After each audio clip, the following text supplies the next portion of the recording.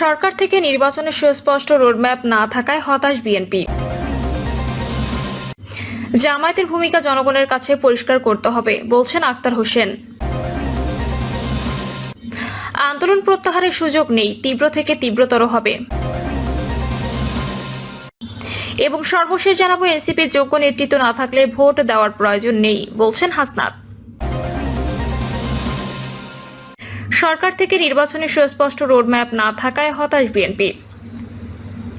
জাতীয় সংসদ নির্বাচনের বিষয়ে সুস্পষ্ট কোনো রোডম্যাপের ঘোষণা না থাকায় বিএনপিকে হতাশ করেছে।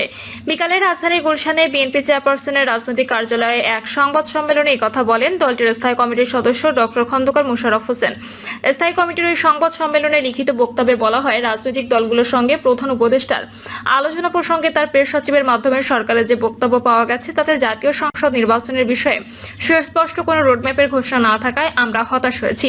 তিনি বলেন, বিএনপি এবং অন্যান্য রাজনৈতিক দল কোনো সময় প্রধান উপদেষ্টার পদত্যাগ চায়নি এবং এখনো চায় না, কিন্তু আমরা অন্তর্বর্তীকালীন সরকারের নেতৃত্বে চলতি বছরের ডিসেম্বরের মধ্যে একটি সুষ্ঠু নিরপেক্ষ জাতীয় সংসদ নির্বাচনের রোডম্যাপ দাবি করে এসেছি। যেহেতু সংস্কার একটি চলমান প্রক্রিয়া, তাই সংস্কার ও নির্বাচন প্রক্রিয়া দুটোই একসঙ্গে চলতে পারে। পতিত ফ্যাসিবাদী শক্তি এবং ব্যক্তির অর্থাৎ দল ও মানবতা বিরোধী অপরাধের অভিযুক্ত ব্যক্তিদের বিচার প্রক্রিয়া চলমান থাকবে। মোশাররফ হোসেন বলেন, জুলাই ছাত্র গণঅভ্যুত্থানের আকাঙ্ক্ষা ধারণ করে মানুষের হারানো গণতান্ত্রিক অধিকার, সাংবিধানিক অধিকার, মানবাধিকার সহ ভোটাধিকার নিশ্চিত করার লক্ষ্যে যত দ্রুত সম্ভব জনপ্রত্যাশা অনুযায়ী একটি নির্বাচিত রাজনৈতিক সরকার প্রতিষ্ঠা করাই এখন সর্বোচ্চ অগ্রাধিকার। তাই আমরা একটি সুষ্ঠু, অবাধ ও নিরপেক্ষ নির্বাচনের মাধ্যমে ডিসেম্বরের মধ্যে একটি জাতীয় সংসদ গঠনের জন্য অবিলম্বে সুনির্দিষ্ট রোডম্যাপ ঘোষণার দাবি জানাচ্ছি। এই সর্বোচ্চ জন আকাঙ্ক্ষা সর্বোচ্চ অগ্রাধিকার দেওয়া বর্তমান অন্তর্বর্তী সরকারের প্রধানতম এজেন্ডা হওয়া উচিত বলে জনগণ মনে করে।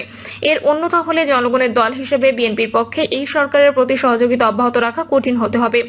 তিনি আরো বলেন, দেশে স্থিতিশীলতা বজায় রাখার স্বার্থে আইন শৃঙ্খলা পরিস্থিতির অবনতি রোধকল্পে নিত্য প্রয়োজনীয় দ্রব্যমূল্য জনগণের ক্রয় ক্ষমতা নাগালের মধ্যে রাখতে বিনিয়োগ, ব্যবসা বাণিজ্যে গতিশীলতা আনার লক্ষ্যে সরকার ঐক্যমত্যের ভিত্তিতে রাষ্ট্র পরিচালনা করবে, এই প্রত্যাশা আমাদের সবার। জামায়াতের ভূমিকা জনগণের কাছে পরিষ্কার করতে হবে, বলছেন আক্তার হোসেন। কোনো মানুষ যেন রাজনৈতিক বিরোধীদের কারণে বিচারের মুখোমুখি হয়ে জীবন না হারান তা নিশ্চিত করতে হবে, জোর দিয়েছেন জাতীয় নাগরিক পার্টির সদস্য সচিব আক্তার হোসেন। তিনি বলেছেন, এটিএম আজহার সাহেবের মুক্তির মধ্য দিয়ে একজন ব্যক্তি ন্যায় বিচার পাওয়ার ক্ষেত্রে তার যে অধিকার, সেই অধিকার তিনি অর্জন করেছেন। একই সঙ্গে জামাত ইসলামী তাদের ঐতিহাসিক ভূমিকা যে যেমন ছিল তা জনগণের কাছে পরিষ্কারভাবে উপস্থাপন করতে হবে। তিনি বলেন, বর্তমানে আন্তর্জাতিক অপরাধ ট্রাইব্যুনালের যে বিচার প্রক্রিয়া সম্পন্ন হচ্ছে, আমাদের প্রত্যাশা থাকবে হাসিনা আমলের মতো করে নয়, বরং সত্যিকার অর্থে আন্তর্জাতিক মান বজায় রেখে বিচার ব্যবস্থা যে ইউনিভার্সাল কোডগুলো রয়েছে সেগুলোর ভিত্তিতেই যেন বিচার সম্পন্ন হয়। আক্তার হোসেন বলেন, বাংলাদেশে আমরা যে নতুন দিনের প্রত্যাশা করি, সেই দিনে কোনো নতুন দল বা গোষ্ঠী যেন মানবতা বিরোধী হয়ে কাউকে গণহত্যাকারী বা প্রতিবাদী হিসেবে না গড়ে ওঠে। এজন্য রাজনৈতিক দলগুলোর মধ্যে সংস্কার ও ঐক্য গড়ে তুলতে হবে। বর্তমানে যে সংস্কার নিয়ে আলোচনা চলছে, অনেকে বলছেন নির্বাচিত সরকার এসে সেই সংস্কার সম্পন্ন করবে। আমরা মনে করি এই কথার মাধ্যমে নির্বাচিত সরকারের উপর সংস্কারের দায়িত্বভার অর্পণ করে সংস্কারকে অনিশ্চয়তার মধ্যে ঠেলে দেওয়ার একটি মানসিকতা তৈরি হয়েছে। তিনি বলেন, সামনের দিনে যে সরকারি নির্বাচনের মাধ্যমে ক্ষমতায় আসুক না কেন, যদি কোনো রাজনৈতিক দল ক্ষমতায় আসার পরে আবারও জুলাই সেনাদের ব্যত্যয় ঘটায়, তাহলে বাংলাদেশের জনগণ সেই দলকে অবশ্যই প্রত্যাখ্যান করবে। বাংলাদেশ বর্তমানে একটি প্রান্তিক সময় অতিক্রম করছে। এই সময় বাংলাদেশের স্বার্থের প্রশ্নে সবাইকে একতাবদ্ধ থাকার আহ্বান জানাই। তিনি আরো বলেন, বাংলাদেশের গণহত্যাকারী দল আওয়ামী লীগের রাজনৈতিক কার্যক্রম নিষিদ্ধ করার পরও বিদেশে চক্রান্তকারী এবং দেশের অভ্যন্তরে আওয়ামী দোসররা নানাভাবে দেশের রাজনীতিকে উস্কে দেওয়ার চেষ্টা করছে। রাজনৈতিক দল ও পক্ষগুলো যদি ঐক্যবদ্ধ থাকে, তাহলে কোনোভাবে বাংলাদেশে আওয়ামী ফ্যাসিবাদ পুনরায় মাথাচাড়া দেওয়ার সুযোগ পাবে না। গণঅভ্যুত্থানের শহীদদের রক্তের উপর আমাদের শপথ নিতে হবে, যেভাবে আমরা বাংলাদেশের প্রতিবাদ দমন করেছি, তেমনি আমরা যেন ফ্যাসিবাদী দানবকে থামাতে পারি। আমরা আশা করব রাজনৈতিক দলগুলো সংস্কার প্রস্তাব নিয়ে নানা আলোচনা হতেই পারে, নানা কথা উঠতেই পারে, কিন্তু সত্যতা, ভারসাম্য, জবাবদিহিতা ও বিকেন্দ্রীকরণের প্রশ্নে মৌলিক সংস্কারের জন্য রাজনৈতিক দলগুলোকে অবশ্যই একমত হতে হবে। এনসিপি সদস্য সচিব বলেন, অন্তর্বর্তীকালীন সরকার ডিসেম্বর থেকে জুলাইয়ের মধ্যে নির্বাচনের কথা বলেছে। এর মধ্যে যে কোনো সময় নির্বাচন হতে পারে। আমরা নির্বাচনের পক্ষে আমাদের অবস্থান ব্যক্ত করি, তবে সেই নির্বাচন যেন চলমান বিচার প্রক্রিয়াকে দৃশ্যমান পর্যায়ে উন্নীত করার পরে অনুষ্ঠিত হয়, যাতে বাংলাদেশে আর কখনো এমন কোনো দুঃশাসনের সময় ফিরে না আসে যেখানে মানুষের জীবন দিয়ে রাজপথে ন্যায় বিচার প্রতিষ্ঠা করতে হয়।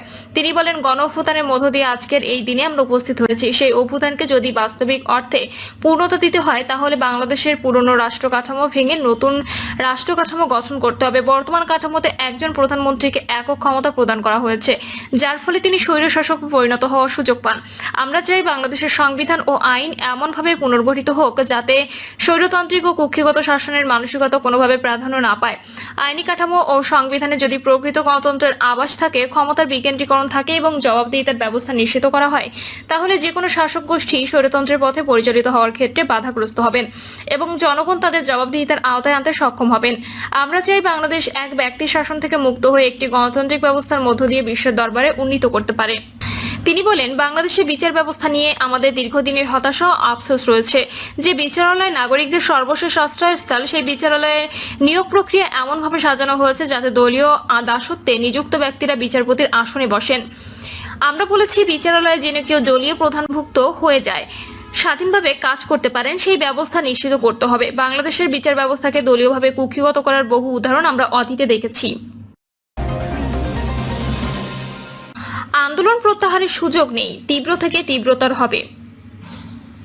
সরকারি চাকরি অধ্যাদেশ 2025 বাতিলের দাবি পূরণ না হওয়া পর্যন্ত ঘরে ফিরবে না আন্দোলনরত কর্মকর্তা কর্মচারীরা। দুপুরে তথ্য জানিয়েছেন বাংলাদেশ সচিবালয় কর্মকর্তা কর্মচারী সংযুক্ত পরিষদের সভাপতি ও বাংলাদেশ সচিবালয় কর্মকর্তা কর্মচারী ঐক্য ফোরামের কো চেয়ারম্যান নুরুল ইসলাম। নুরুল ইসলাম বলেন, অধ্যাদেশ বাতিল না হওয়া পর্যন্ত আমাদের ঘরে ফেরার সুযোগ নেই, আন্দোলন চলবে, প্রত্যাহারের সুযোগ নেই, আন্দোলন তীব্র থেকে তীব্রতর হবে। তিনি জানান, আগামীকাল সকাল 10:30টায় কর্মসূচি দেওয়া আছে। আজ যদি বিষয়টি সুরাহা না হয় তবে আগামীকালও কর্মসূচি অব্যাহত থাকবে। নুরুল ইসলাম বলেন, আমরা শুনতে পেয়েছি সংকট নিরসনে 7 সদস্যের সচিব কমিটি গঠন করা হয়েছে, ভূমি সচিবকে প্রধান করা হয়েছে, তাদের সঙ্গে আজ বৈঠক হওয়ার কথা রয়েছে। তিনি বলেন, আমরা জেনেছি প্রধান উপদেষ্টা দেশের বাইরে যাচ্ছেন, তিনি দেশে বিদেশ যাওয়ার আগে যেন এই সংকট নিরসন করে যান, নতুবা 18 লাখ কর্মকর্তা কর্মচারী আন্দোলন অব্যাহত রাখবেন। আজ সকাল 10:30টায় বিক্ষোভ করেছি, মিডিয়া প্রবেশ করতে না দেওয়ায় ক্ষোভ জানাচ্ছি। কর্মসূচিতে সব পর্যায়ের কর্মচারীরা নেমে এসেছে, সারা দেশে আন্দোলন হয়েছে, আপনারা সারা দেশে আন্দোলন চালিয়ে যাবেন। তিনি জানান, অধ্যাদেশ থাকলে অপপ্রয়োগ করা হবে। অনেক মন্ত্রণালয়ে কঠোরভাবে বলা হয়েছে যে তোমরা বাইরে যেতে পারবে না। এদিকে নিরাপত্তা বলয় ভেঙে চতুর্থ দিনের মতো সচিবালয়ে বিক্ষোভ করেছে কর্মকর্তা কর্মচারীরা। বেলা 11টার দিকে সচিবালয়ের 6 নম্বর ভবনের পাশে বাদামতলায় জড়ো হয়ে তারা বিক্ষোভ শুরু করেন। বিক্ষোভের সময় কর্মকর্তা কর্মচারীরা লেগেছে রক্তে আগুন লেগেছে। অবৈধ কালো আইন বাতিল করতে হবে, কর্মচারী মানে না অবৈধ কালে আইন, মানি না মানব না অবৈধ কাল আইন, এক হও লড়াই করো 18 লাখ কর্মচারী, সচিবালয়ের কর্মচারী এক হও, এক হও, আপোষ না সংগ্রাম, সংগ্রাম সংগ্রাম, এই ধরনের বিভিন্ন স্লোগান দিচ্ছেন। এদিকে সচিবালয়ের কর্মচারীদের আন্দোলন কর্মসূচির মধ্যে আজ সচিবালয়ে দর্শনার্থী প্রবেশ নিষিদ্ধ করা হয়েছে। সচিবালয়ের গেটগুলোতে অতিরিক্ত নিরাপত্তা ব্যবস্থা নেওয়া হয়েছে, গণমাধ্যম কর্মীদের সচিবালয়ে প্রবেশ করতে দেওয়া হয়নি। বিক্ষোভে অংশ নেওয়ারা বলেন, কালাকানুন যুক্ত করে প্রণীত অধ্যাদেশ কেউ মানবে না। 1979 সালে সরকারি চাকরির বিশেষ বিধান ইতোমধ্যে দেশের সর্বোচ্চ আদালত বাতিল করেছে। এই বাতিল বিধান পুনরুজ্জীবিত করার মানে নতুনভাবে বিতর্ক তৈরি করা। বর্তমান সরকার সেই কাজটি করেছে। এর ফলে কর্মচারীদের অধিকার খর্ব হবে, তারা কর্মকর্তাদের রোষানলে পড়বে। কাজেই এই অধ্যাদেশ বাতিল করতে হবে, অন্যথায় যে কোনো মূল্যে একটা প্রতিহত করা হবে। প্রয়োজনে তারা আইন মন্ত্রণালয়ের সব রুমে তালা দেবেন বলে ঘোষণা করেন। প্রিয় দর্শক, এই ছিল এখনকার সর্বশেষ সংবাদ। আপডেট সব সংবাদ পেতে চ্যানেলটি সাবস্ক্রাইব করে বেল আইকনটি ক্লিক করে রাখুন।